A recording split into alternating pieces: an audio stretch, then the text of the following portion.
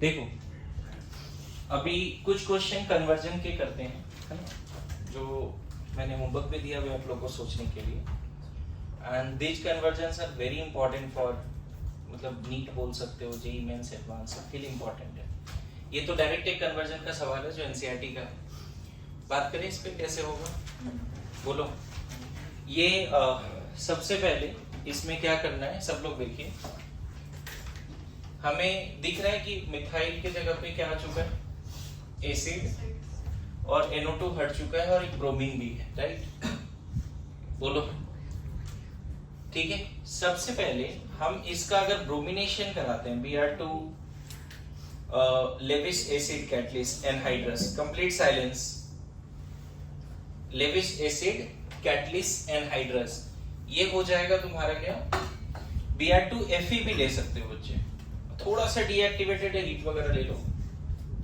इसको बोलते हैं हैलोजिनेशन ऑफ बेंजीन। इसका मैकेनिज्म का नाम होगा EAS।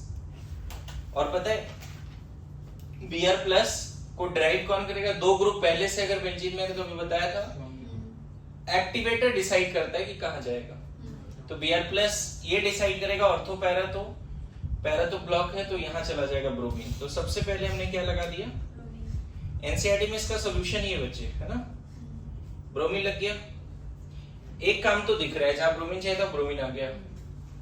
अब इसको तुम क्या करो, SnHCl या फिर FeHCl और H2 निकेल, कुछ भी यूज कर लें, ये वाला पार्ट रिड्यूस हो जाएगा। किस में चेंज हो जाएगा, NH2 में हो जाएगा, CH3Br NH2।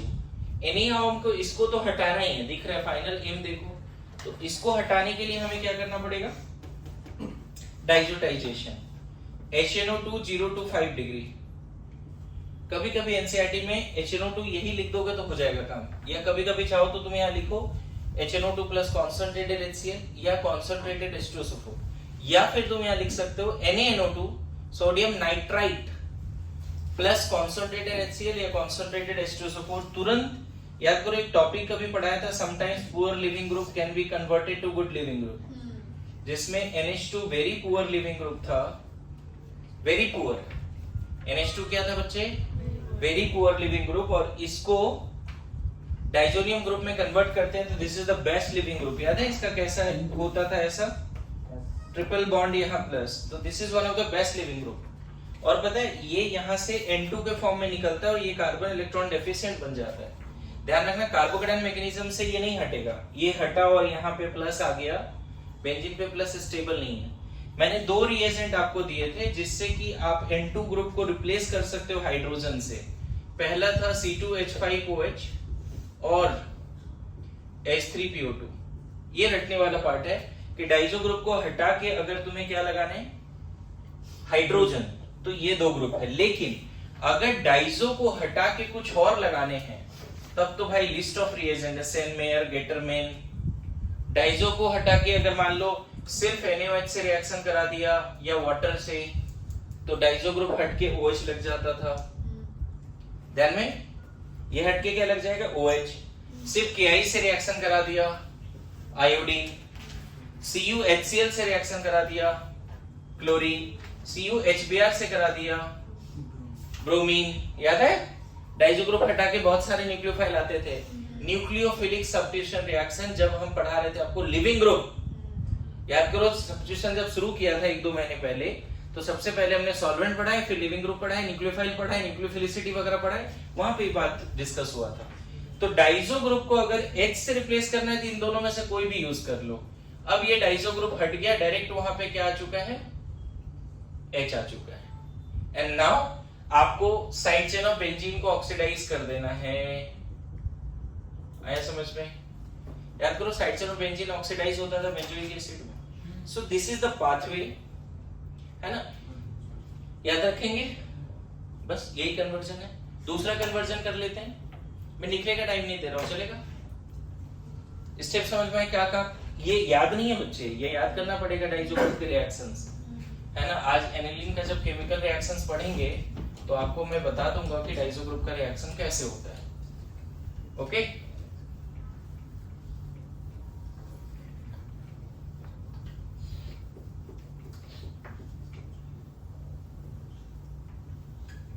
आगे बढ़े। देखो नेक्स्ट कन्वर्जन क्या था, कोई बताएगा? सेकंड, पहले ये वाला कन्वर्जन ले लेता हूं। नाउ दिस इज, मैं बताऊं जेई मेंस नीट एडवांस के लिए this conversion is very important. Chain कम करने वाली बात है। कैसे कर सकते हैं? सबसे पहले आप इसको फिर से डाइजोटाइजेशन ही करा दो बच्चे, क्या बन जाएगा? कल एक रिएक्शन पढ़ाया था हॉफमैन ब्रोमोमाइड, उसी से काम हो जाएगा। तो क्या बन गया N2+। हाँ एनसीईआरटी में लिखा है कि डाइजोटाइजेशन से एनसीईआरटी में नहीं। हाँ कहाँ पे बच्चे? क्योंकि सर मैंने एग्जैक्टली ये सेम सोचा, उसके बाद इतने काढ़े के लिए बन गया था मेरा। चेक कर लेते The diazonium salts have general formula R N2X minus, where R stands for an aryl group. और जो प्राइमरी एलिफेटिक अमाइंस है वो तो देते हैं हाईली अनस्टेबल। अनस्टेबल होते हैं बट बनते नहीं, ऐसा नहीं बोलो। मोस्टली उन्होंने अराइल को ही प्रेफर किया है डाइजोटाइजेशन। नहीं समझा रहा हूँ, मैं सिखाता हूँ आपको। एलिफेटिक प्राइमरी एमीन भी रिएक्शन देता है, इसमें कंफ्यूजन नहीं है, ठीक है? याद देखो क्या लिखा है, अभी आज केमिकल रिएक्शन से पढ़ेंगे। इसके बाद इसको रिएक्शन करा दो बच्चे NaOH से तुरंत। इसको रिएक्शन करा दो किससे? ये हट के यहाँ OH आ जाएगा, बन गया इथाइल अल्कोहल, है ना? वर्ल्ड का सबसे बेकार सॉल्वेंट या सबसे अच्छा सॉल्वेंट? सबसे अच्छा, बेवड़ा। हाँ ओके। नाउ अगर मैं इसको ऑक्सीडाइज कर दूं स्ट्रॉन्ग ऑक्सीडाइजिंग एजेंट से, तो क्या तुरंत एसिडिक एसिड बनेगा? Primary alcohol on strong oxidising agent will give acidic acid. Now इसको अमोनिया के साथ स्ट्रॉन्ग हीटिंग कर दो, फिर हॉफमैन ब्रोमोमाइड डिग्रेडेशन। अमोनिया के साथ स्ट्रॉन्ग हीटिंग करोगे तो बन जाएगा एमाइड, बन गया। आपको याद है ये वाला रिएक्शन कि किसी भी एसिड को OH को हटा के अगर वहां NH2 लाना है, तो किसी समय मैंने एसिड डेरिवेटिव्स पढ़ाए थे। OH को हटा के NH2 लाने, क्या करना होता है? अमोनिया के साथ स्ट्रॉन्ग हीटिंग करनी पड़ती है, क्योंकि अगर माइल्ड हीटिंग करोगे तो अमोनियम एसिडेट बन के रह जाएगा। अगर सिर्फ अमोनिया से इसको रिएक्शन कराओगे ना बच्चे, तो वहां नहीं जाएगा, वो एसिड बेस रिएक्शन होके क्या बन जाएगा? कल भी थिलीमेट बनाने के समय ये देखा था हमने, 3 बार हीटिंग कर रहे थे, याद है? O- NH4+, यही रह जाता है। इसको अगर एक्स्ट्राऑर्डिनरी हीटिंग करें, फर्दर बहुत बार हीटिंग करें, तब वो बनता है, वाटर निकलते हैं। तो इसके बाद का पार्ट तो इंपॉर्टेंट है बच्चे, बताओ। NaOH and Br2, Hoffmann bromamide degradation, उसका शॉर्टकट याद है? बीच से हट जाता था, दोनों जुड़ जाता था, कल बताया था। तो चेन को अगर कम करना है, अगर वो NH2 की जगह NH और एक और कोई भी ग्रुप लगा रहा तो उसमें हॉफमैन ब्रोमाइड हो। जनरली प्राइमरी एमीन का रिएक्शन, मतलब प्राइमरी एमाइड का रिएक्शन। तो फिर अगर क्राउडेड रखा तो फिर उसके लिए कुछ नहीं, वो पड़ेगी या हो जाएगा? नहीं होगा, मतलब ये रिएक्शन तो नहीं होगा, ऐसे बोल सकते हो। ये भी एक अच्छा क्वेश्चन है जी कि अगर यहाँ पे RR लगा है या RH लगा है, तो क्या हॉफमैन ब्रोमोमाइड वो देगा? रिएक्शन मैकेनिज्म में मिथाइल आइसोसाइनेट बना था, वो नहीं बन पाएगा अगर प्राइमरी नहीं है। याद है बोला था भोपाल गैस ट्रेजेडी वाली बात करी थी? लिखा था ना, तो उसमें R तो R नहीं, नाइट्रोजन पे R नहीं था, नाइट्रोजन पे R गया था इधर से, अल्काइल वाली, पहले से R नहीं था, पहले से 2 H ही था ना वहाँ पे। सर ऐसा कर सकते हैं क्या, इथेनॉल में कंसंट्रेट H2 डालेंगे, हाँ इथीन बन जाएगा, इथीन बनेगा, उसका हाँ। हम K2Cr2O7 से मिथेनॉल कैसे बनाएंगे? हाँ वो CO2 वाटर चला जाएगा अगर स्ट्रॉन्ग ऑक्सीडाइजिंग एजेंट पास करोगे, है ना? हॉफमैन ब्रोमोमाइड करना ही पड़ता है बच्चे, ये बड़ा अच्छा क्वेश्चन है, मैं बताऊं। सर और अगर मुझे बताओ कौन सा स्टेप में दिक्कत आ रही है, कोई बताओ, एनीवन? सर अगर इथेन में अपन KMnO4 यूज करें तो भी वही प्रॉब्लम आएगा कि CO2 H2 निकल गया। इथेन में? हाँ, अगर इथेन? जब अपन बॉन्ड ब्रेकिंग, अल्केन तो अल्केन का ऑक्सीडेशन होता नहीं जो उतना। बॉन्ड ब्रेकिंग वाला कंडीशन बोलते थे अपन, नहीं, इथेन में ऑक्सीडाइज नहीं होगा, या तो बर्न हो जाएगा, ऐसा होता है। मतलब बॉन्ड ब्रेकिंग नहीं होगा उसमें। कुछ कंडीशन लगा दोगे तो हो सकता है कि ये हो जाए, कार्बन ब्लैक वगैरह कुछ हो सकता है ऐसा, लेकिन बोलना सही नहीं है, वो प्रैक्टिकल रिएक्शन है। अगर हमने अल्केन का ऑक्सीडेशन वो कराया होता तो तुम उसको रख सकते थे, लेकिन वो तो कराया नहीं। अल्कीन से अल्डिहाइड और अल्डिहाइड से कार्बोक्सिलिक एसिड हो सकता है ना?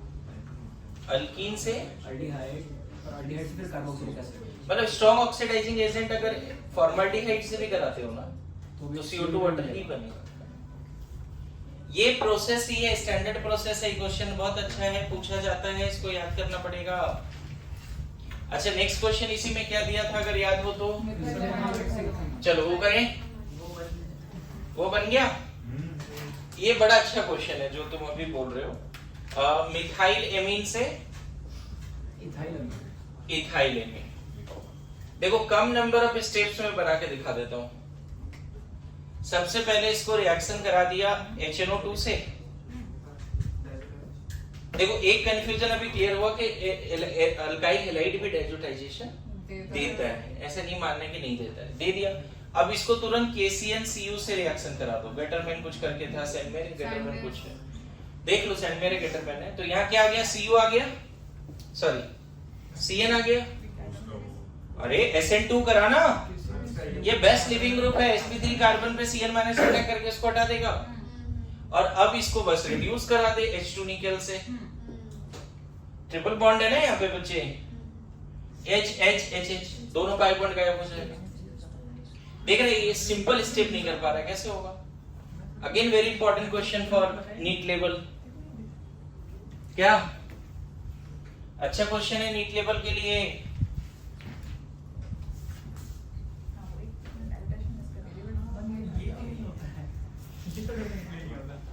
नेक्स्ट कन्वर्जन एक और था, उसको भी कर लेते हैं। एनिलीन से क्या था? Benzyl alcohol, right? वो तो इजी है। एनिलीन से बेंजाइल अल्कोहल, एनिलीन से बेंजाइल अल्कोहल, यही है ना? यस देखो सबसे पहले फिर से इसका डाइजोटाइजेशन करा दो। तो डाइजोनियम NH2 हटाना है बच्चे, वहां पे CH2 लाना है, एक कार्बन बढ़ाना है वहां पे। अब इसको KCnCu से रिएक्शन कराओ। Cn आ गया, Cn आ गया, ठीक है। तुम चाहो तो हाइड्रोलिसिस करा दो, COH आ गया, वेरी गुड, LiL।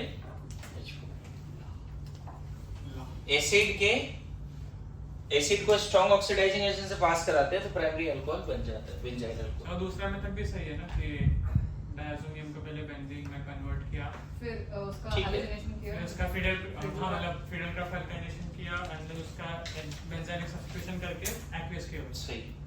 SN2। तुम जो बोल रहे हो उसमें क्या दिक्कत है, एक चीज समझो। इसका तुमने क्या कर दिया? Diazotization, right? हाँ। तो एनिलीन बन गया, एनिलीन बोल रहा है, डाइजेनियम सॉल्ट। हाँ। अब तुमने इसको इथेनॉल से पास करा, H3PO2 से रिएक्शन करा दिया, बेंजीन बन गया, राइट? बेंजीन, बेंजीन बन गया। हां, अब तुम इसका फिडल का अल्काइनेशन CH3Cl AlCl3 करा रहे हो, राइट? एनहाइड्रस। आपको कभी याद होगा कि मैंने ये बताया है कि बेंजीन का fiddle craft alkylation poly alkylation process है। तो ये मेजर नहीं मिलेगा बार बार, हो सकता है डाई ट्राई वाला भी मिल जाए। फैक्ट्री में यील्ड कम मिलेगा इसका, ऐसा अगर डिजाइन करते हो तो। उसके बाद भी एक प्रॉब्लम है, इसके बाद अगर तुम इसका क्लोरीनेशन कराते हो Cl2H तो एक जगह पे स्टॉप करना इतना आसान नहीं है कि सिर्फ एक जगह पे स्टॉप सर करो। Cl2H2 का यूज करने की जरूरत ही नहीं है ना, NBS NCS या फिर NBS यूज कर सकते हैं। हाँ वो ज्यादा सही है, वही बिल्कुल position बिल्कुल पे बिल्कुल। substitution। अगर ये करते हो तो यहाँ पे एक दिक्कत है, दिख रहा है कि हो सकता है दोनों हाँ, क्लोरीन हटा हो, CCl तीनों हटा हाँ, हो, हाँ। पॉसिबिलिटी है ना। इसी- NBS से पास करा दो हां, साइड तो- ऑक्सीडेशन भी कर सकते हैं। तो यहाँ पे साइड चेन ऑक्सीडेशन या तो डायरेक्ट एल्डिहाइड में जाता है जो इटार्ड रिएक्शन है, या फिर एसिड में जाता है, अल्कोहल में नहीं जाता है। एसिड reduce कर सकते हैं ना। वही है ना, एक स्टेप आगे जाके फिर पीछे आ रहे हैं। यहाँ पे अगर मैंने NBS कर दिया तो फिर पीछे आने की जरूरत नहीं है, हाँ, फिर फिर aqueous के NaOH aqueous कर के दो। OH। एक्वियस के वजह से एनिवे देखो कन्वर्जन का एक तरीका नहीं होता है, बहुत सारे तरीके होते हैं, ये भी वन ऑफ देम है। बट यहाँ पे दिक्कत क्या है ना कि इस वही वाले पॉइंट रिएक्शन में मोनो सिर्फ टॉल्विन मिलेगा ऐसा जरूरी नहीं है। नहीं, हो सकता है कि 2 मिथाइल वाला भी मिल जाए, 3 मिथाइल वाला भी और कोई मिल मेथड जाए। है टॉलरेंस प्रिपेयर करने का? हाँ, टॉल्विन के लिए तो यही है, फिडलक्राफ्ट ही है एक तो, एक वो है विटिग वाला क्लोरोबेंजीन एंड मिथाइल क्लोराइड उर्जफिटिक। फिर वो भी कर सकते हैं ना। बट वो NH2 वाला वहां पे क्लोरीन नहीं है ना, बेंजीन यहाँ क्लोरोबेंजीन लेते हैं। उसको हाइड्रोजनेट करके फिर कर सकते हैं। हाँ नहीं, यहाँ डायरेक्टली तुम इसके बाद भी तुम CuHCl से रिएक्शन करा दोगे तो Cl आ जाएगा, हाँ और फिर उसको CH3Cl उर्जफिटिक, वुड्स फिटिंग एक अल्काइल एक एराइल बीच में जुड़ जाएगा ना, फिनाइल रिंग से अल्काइल ग्रुप कर सकते हैं बिल्कुल। There are so many possibility, learn करते रहोगे, याद रखेगा तो बहुत सारी चीजें आएंगी, है ना। ओके, और एक क्वेश्चन कौन सा दिया था?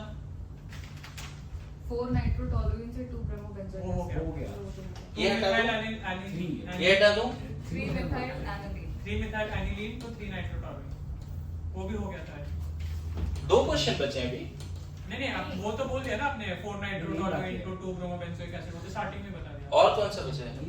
वही बचा है, आई गेस 3 मिथाइल एनिलीन तो 3 नाइट्रोटॉलुइन 3 मिथाइल एनिलीन।